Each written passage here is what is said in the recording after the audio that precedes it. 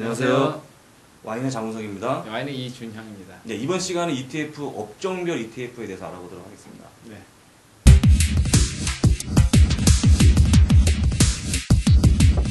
예. 이제 이런 업종별로 이렇게 만들어진 ETF를 여러 회사에서 사실은 만들어 놨는데, 지금 SPDR 이쪽에서 만드는 ETF가 가장 선호도가 높기 때문에. 그렇죠. 거래량도 제일 많고. 네. 그래서 저희가 이제 9가지를 정리했고요.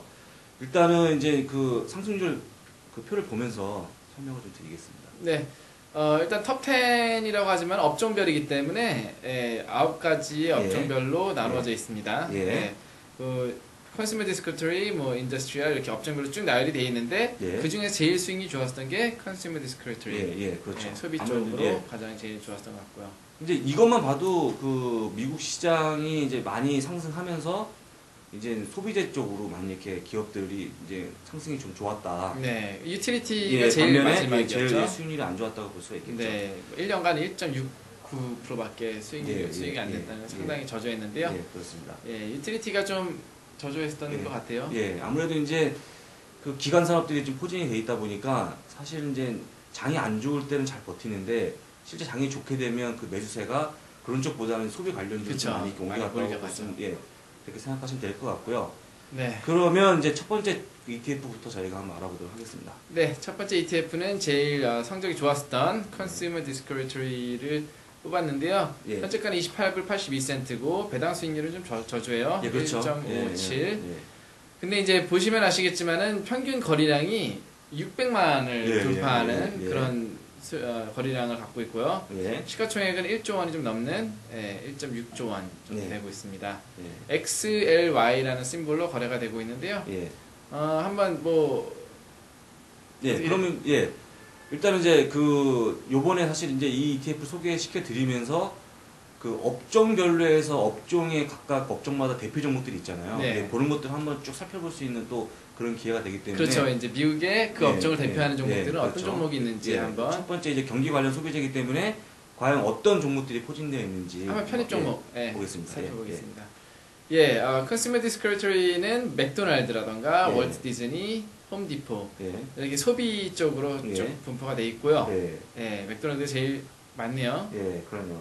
최근에 맥도날드 뉴스 나왔는데 맥도날드 햄버거가 썩지 않는다는 뉴스가 나왔습니다. 맥도날드 햄버거 썩지 않는다는. 네, 몇십 년 동안 나도 썩지 않는다는 얘기가 있는데 일단 그건 다 넘어가서 얘기를 하기로 하고요.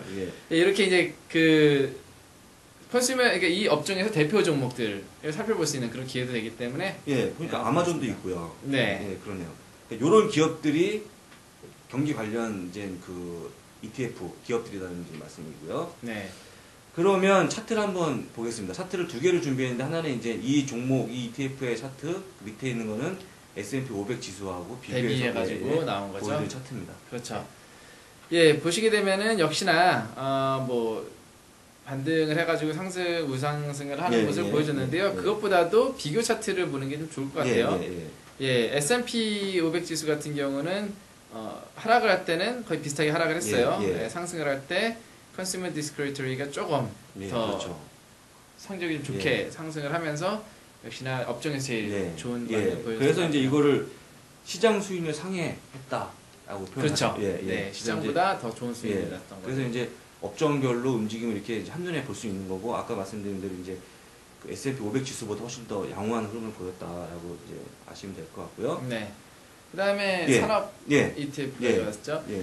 컨슈머 이제 소비 쪽보다 더 그 다음으로 좋았던 게 이제 산업 쪽 산업이었는데 보겠습니다. Select Sector SPDR Industrial인데요. 현재가는 27불 42센트, 배당 수익률은 2.4%였습니다. 거래량이 어마어마해요. 아까 전에는 100만 단위였는데 이번 1000만 단위네요. 1000만 주 정도 거래가 되고 있고요. 그리고 심볼은 XLI로 거래가 되고 있습니다. 그리고 이제 이게 저희가 배당 수익률을 표긴 했지만 사실은 이제 배당은 완전 보너스죠. 그렇죠. 배당을 노린 어떤 투자는 아니기 때문에 배당은 그냥 보너스고요. 그러니까 배당 부분이 작다고 해서 제가 그냥 참고로 옮겨놓은 것 뿐이고 그거는 이제 실제 이 기업들을 보시는 게 중요할 것 같습니다. 그렇죠. 한번 편입되어 있는 종목들 한번 살펴보겠습니다. 미국의 이제 산업의 대표주들을 살펴보게 되면은요, 제너럴 일렉트릭이 있고요, 유나이티드 테크놀로지도 있고, 뭐 3M, 보잉 뭐 이렇게 또 예. 대기업들이 또 편입돼 있네요. 카터필라도 있고 네. 그 주로 이제 제조업들이 편입이 되어 있는 거고요. 네. 사실 내놓으라는 뭐 기업들 아닙니까? 그렇죠. 예. 그래서 보면은 뭐 어떤 산업이 좋다. 뭐 예를 들어서 예전에 뭐 지금도 요즘 헬스케어 쪽뭐 붐이 일어나고 이랬을 때 종목들에 대해서 알고 싶어 하시는 분들이 있었는데 그렇죠. 이런 ETF로 들어가가지고 종목을 검색해 보는 것도 한 그렇죠. 가지 방법인 것 그렇죠. 같아요. 네. 아무래도 이제 대표하는 업종에서 대표하는 기업들만 편입을 시키기 때문에 그렇죠. 뭐 예를 들어서 뭐 그 지위가 어디에 편입이 돼 있는지 모르시는 분들 요번 기회에 좀 잘 체크하시면 도움이 될 것 같고요. 네. 그러면 차트도 보겠습니다. 살펴보겠습니다. 차트가 인더스트리얼 같은 경우는 하락할 때 크게 하락하지 않고 상승할 때 좀 더 가파르게 상승을 했었던 그런 모습을 볼 수가 있어요. 뭐 똑같은 차트 같지만은 위에 차트 보시면 밑에 차트를 보시게 되면 좀 다른 걸 보실 수가 있을 것 같아요. S&P 500 S&P 500 지수랑 대비해서 좀 안 좋았군요. 하락할 그렇죠. 때 좀 더 가파르게 하락하고 상승할 때 좀 더 완만하게 상승을 하는 그런 모습을 보여줄 거의 수 있습니다. 늘 시장 수익률보다는 시장 수익률 하회하는 조금 저조한 그래서 그 시장 움직임보다 좀 안 좋았다고 좀 보시면 될 것 같습니다. 그 다음에 이제 준비한 게 헬스케어 쪽이죠. 헬스케어는 우리 또 그 연구원께서 그 이제 예전에 이제 그 증권 방송 증권 방송에 나가서 ETF 중에서 ETF를 제가 추천을 했었죠. 헬스케어 쪽으로. 그 이유가 오바마 정부에서 요즘 헬스케어에 대해서 많이 관심을 갖고 밀어주고 있는 부분이어가지고 많은 분들이 전화해가지고 여쭤보세요. 어떤 헬스케어 중에서 오바마 정부에서 밀어주는 게 어떤 종목을 선택을 해야 되느냐. 근데 종목을 고르지 말고 종목을 찾으려고 그러지 말고 이렇게 분야 쪽으로 투자를 하시는 게 좀 안정성이 좋을 것 같아요. 그렇군요. 그러면 이제 한번 알아보도록 하겠습니다. 현재가는 한 30.92달러에 거래되고 있고요. 배당 수익률은 한 1.8%. 심볼은 XLV로 거래가 되고 있습니다. 역시나 스파이더에서 운영을 하고 있기 때문에 많은 이제 주목을 받으면서 거래량이 한 600만 주 정도 거래가 되고 있고 하루에 시가총액도 한 3.2조 원이면은 괜찮은 사이즈라고 볼 수 있습니다. 그러면 이제 그 헬스케어 하면 이제 가장 대표 종목이 어떤 종목인지 모르시는 분들이 많으실 것 같은데 좀 설명해 주시죠. 그렇죠. 한국 헬스케어 같은 경우는 많이 아실지 몰라도 근데 미국 들어보시면 아실 거예요. 아마 뭐 존슨앤존슨이라던가 파이저 그리고 머크 같은 대기업들도 있고요.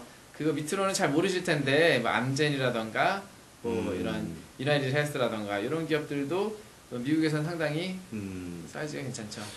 주로 저기 파이저나 머크, 암젠 이런 거는 이제 그 제약회사 아닙니까? 그렇죠, 제약회사죠. 제약회사가 좀 많이 편입이 돼 있고 존슨앤존슨 같은 경우에 거의 한 14% 굉장히 비중을 좀 많이 갖고 가는 회사인데 이 회사는 너무 다양하게 제약뿐만 아니라 뭐 안 하는 게 없죠. 화장품부터 시작해서 화학 제품까지 이게 굉장히 많은 분야를 다루고 있기 때문에 그렇죠.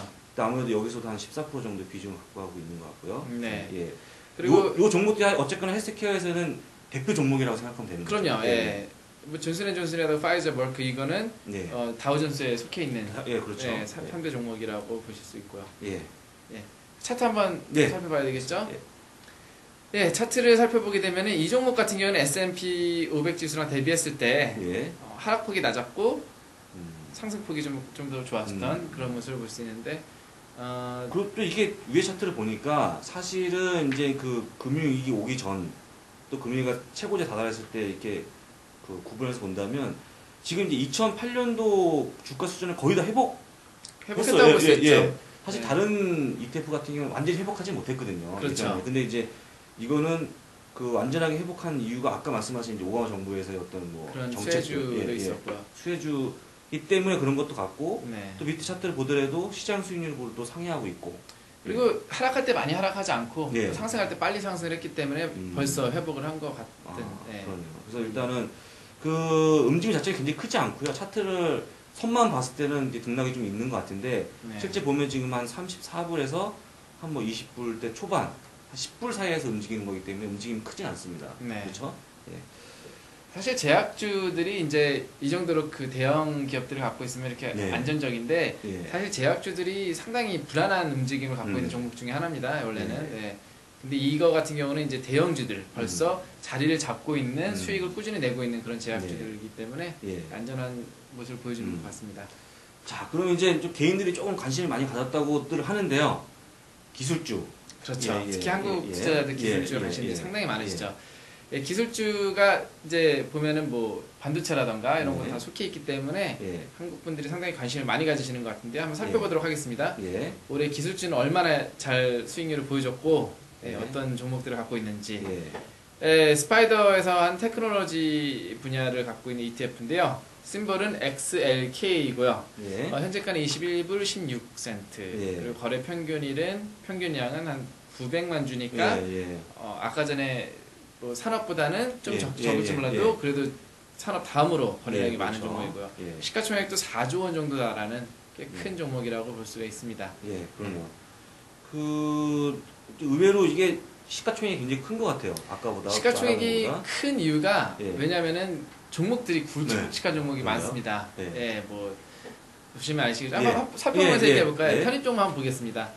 다른 업종들을 봤을 때는 이 톱10 그룹들을 봤을 때 모르는 종목들이 나열된 걸 보실 수 있었지만은 테크놀로지 같은 경우는 뭐 10종목들 다 아마 아시는 종목들일 거예요. 워낙 크고 세계적인 기업들만 모아놨다 보니까 그러니까 이거는 좀 이해가 빠르실 것 같아요. 요 ETF 같은 경우에는 또 이렇게 그 친근한 기업들이 있기 때문에 사실 마이크로소프트나 뭐 인텔 이런 것들은 주변에서 흔히 볼 수 있는 기업들이잖아요. 그렇죠. 그러니까 이런 부분들 좀 이해가 빠르실 것 같은데 그러면 차트 움직임을 보도록 하겠습니다. 테크놀로지 차트를 보시게 되면은요. 역시나 S&P 500 지수를 능가하는 그런 모습을 볼 수가 있는데요. 일단 금융위기 때 그래도 테크놀로지 분야들이 선방을 했었다. 굉장히 그 눈에 띄는 움직임인데 지금 보면 15불에서 25불 사이에서 그렇게 크게 움직임 있었던 건 아니고요. 그리고 역시 상승할 때도 테크놀로지 왜냐면은 그 경기가 안 좋다가 회복을 할 때 제일 먼저 회복을 할 수 있는 게 또 제조업이라던가 이런 쪽으로 많이 그 상승하는 모습을 보여주거든요. 그래서 그런지 일단 상승을 제일 먼저 하고 시장 수익률을 또 능가하는 모습을 보여줄 수 있습니다. 자 그러면 이번에는 이제 원자재 관련 ETF인데 이것도 한번 보겠습니다.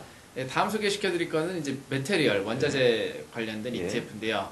심볼은 XLB 그리고 거래량이 1000만 주에 달하는 인더스트리얼 다음으로 많네요. 그런데 대신에 시가총액이 좀 작아요. 2조 원밖에 안 되는데요. 글쎄요, 뭐 메테리얼 쪽으로 많은 관심들을 가졌었죠. 그렇죠. 금융위기 때 시장이 하락을 하고 좀 다른 쪽으로 대체 투자 쪽으로 해가지고 메테리얼 쪽으로 많이 쏠리면서 수익률이 괜찮았던 것 같아요. 편입 종목 보면서 한번 얘기를 해보죠. 그러면 편입 종목을 보시게 되면은 글쎄 메테리얼 쪽이라 가지고인지 그래서 그런지 생소한 기업들이 많으실 거예요. 제가 일단 몬산토 말고 아는 거는 뭐 두폰 그리고 알코아, 다우케미칼도 있고요. 이런 종목들인데 아까 전에 테크놀로지랑은 조금 다른 그 생소한 기업들이 많은데요. 일단 이런 그 메테리얼 쪽이 그래도 큰 관심을 가졌었고 ETF 말고도 개별 종목으로도 많이 투자를 하셨던 걸 볼 수가 있었습니다. 원래. 그러니까 뭐 다우케미칼은 이제 세계 최고의 화학 그 제품을 만드는 회사고요. 알코아는 아시잖아요. 알코아 알루미늄 업체 제일 큰 기업 중에 그래서 이제 이런 기업들만 전부 다 기억하실 필요는 없지만 이런 기업들 보시면 이제 이게 원자재 만드는 회사구나 생각하신다면 이 ETF를 좀 기억하시기가 좀 쉬울 것 같고요. 차트 한번 살펴볼까요? 차트 보시게 되면은 글쎄요 시장 수익률을 거의 비슷하게 따라갔다고 볼 수가 있네요. 메테리얼이 지금까지 본 ETF는 제일 흡사하게 제일 비슷하게 따라갔는데요. 제일 비슷하게 움직였다고 보면 될 것 같습니다. 근데 사실 좀 저는 개인적으로 이해가 살짝 안 가는 게 다른 것보다도 메테리얼이 좀 더 시장하고 다르게 움직였어야 되지 않을까라는 생각을 하는데 이렇게 살펴보니까 또 비슷하게 움직였네요. 그게 좀 특이한 부분인 것 같습니다. 제 생각하고 좀 많이 비슷한 것 같아요. 그래서 저희가 이제 그 업종별 ETF를 계속 알아보고 있는데 그 시간이 좀 많이 지났기 때문에 다음 시간에 이어서 계속 하겠습니다. 감사합니다.